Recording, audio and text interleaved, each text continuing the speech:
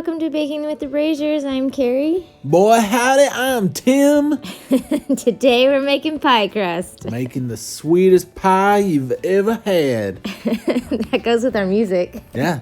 Our background music we chose. I'm very influenced by music.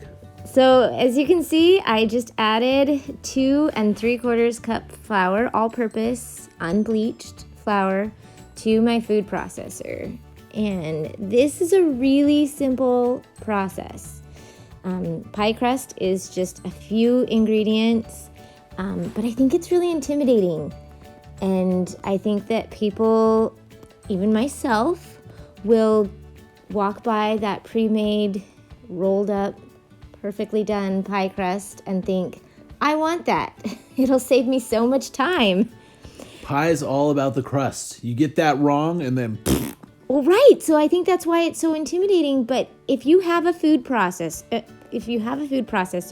you really can make pie crust in about the same amount of time that you can make a smoothie. What? Yeah. So I actually kept this pretty much at real time. I added some sugar and some salt to the food processor and I pulsed it a little bit. And then I have 2 sticks of butter. I like the butter. That I stuck in the freezer for 10 minutes, 15 minutes while I was putting the other ingredients in. And so that's why it's a little hard for me to cut it, you can see.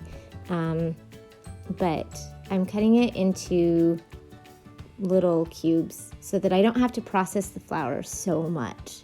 Because you don't want a chewy crust. You want a flaky crust, right? So we want to keep that gluten really,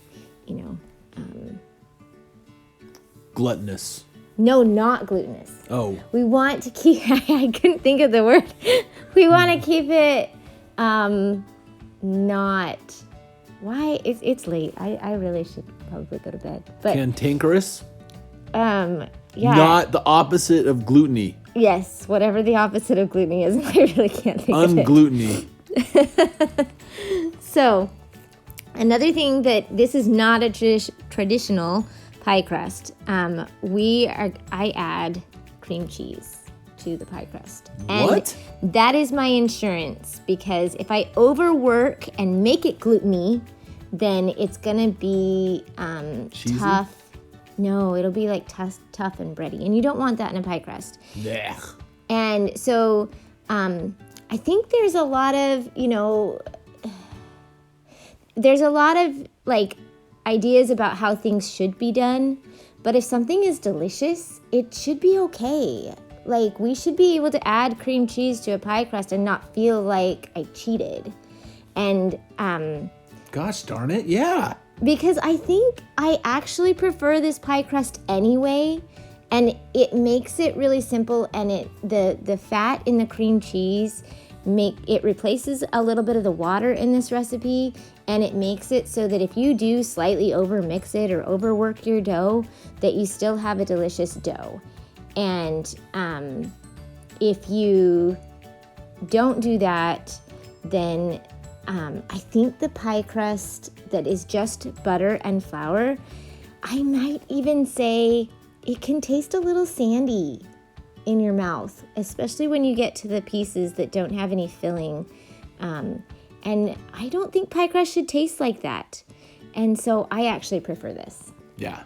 Cream cheese is like the best. It doesn't judge you or anything like that. It's there to be your friend and give you a nice, creamy, cheesy hug. Well, what's funny too is I think a lot of my videos have had cream cheese, and it's not an ingredient that I realized I needed, and yet I do. It's there for you. It's there for you. All those folks in Philadelphia are reaching out to you saying, hey, we got your back. So I pulsed the butter for just a couple of times. I wasn't looking for pea size or anything. I do mix the flour with the cubes a little bit with a fork so that they don't go back to sticking all together. Otherwise, there's no point to cutting them into pieces. And then right now, I'm just gonna pulse this. And I am looking for pea size pieces and crumbles when I do this. And I may have overmixed it a little bit because it's easy to do, gosh darn it. And when I had ice cold water, and I did add a little bit of ice cold water, probably 3 tablespoons of ice cold water is what I added. And I'm going to take the lid off right here and check it. And it doesn't stick together. Like I make a fist and I grab a little bit of it. And when I open up my hand, if there's not a decent sized clump, then that's not ready. And so I put the lid back on and added so you mean like more falls water. apart or something in your hand? So a few crumbles are fine, but I want one main clump. And when I opened up my fist, you could see that I really, it wasn't quite there yet. So I needed to do it again. And I'm going to take the lid off in a second and I'm going to test it again. And so if I had not added that cream cheese to this recipe, I think this would have been one of those sandy pie crusts I was talking about. Gross. Yeah. So glad you added that cream cheese. Yes. And it adds flavor too. And it goes with everything. And you can use the cream cheese in a savory pie crust or in a sweet pie crust. And I obviously added sugar to Wait, this. here. I want to see this. Clump. Yeah, see? Oh. I think I do it again just for good measure. Yeah, because I one more want to time. make sure. It's not going to hurt anything. So yeah, Look at that clump just laying there. Yeah. That's how you know it's good. Yeah. And That is actually, one good clump. this pie crust is so good. But it looks like I've failed. Like, look at that. When I dumped it out, I was like, but it was tasty. We made turnovers with it, and I really enjoy the crust. It was amazing. I did use salted butter. Okay. And I did add a little bit of salt as well. And I did add sugar. If I were making a savory pie, I would leave the sugar out. Understandable. But I think sometimes pie crust can taste a little salty, so I did think about switching to unsalted butter, but I just kind of decreased the amount of salt that I added to it because I still feel like it needs a little, even with the salted butter. Yeah. But really, it looks like a mess, right? In fact, I was trying to, I could have just dumped it out onto my stainless steel counter. And I have a big stainless steel island that I just absolutely love. And it's perfect for this kind of thing, except I just didn't want to clean up the mess. No. And it looked really crumbly, so I thought, I'm going to be really smart, and I'm going to pour it out onto some press and seal and save myself the time of having to clean it up. And I don't know that it saved me any time. No. You know what? I would have cleaned it up for you. I'm sorry. Aw, thanks. You're a good husband. I feel terrible now, actually. Tim's been working from home, and so, you can come up from the basement So and much guilt. clean up after me. That would be lovely. Yeah. Baking can be a little messy. I try to figure out ways to make things easier and less messy. Yeah.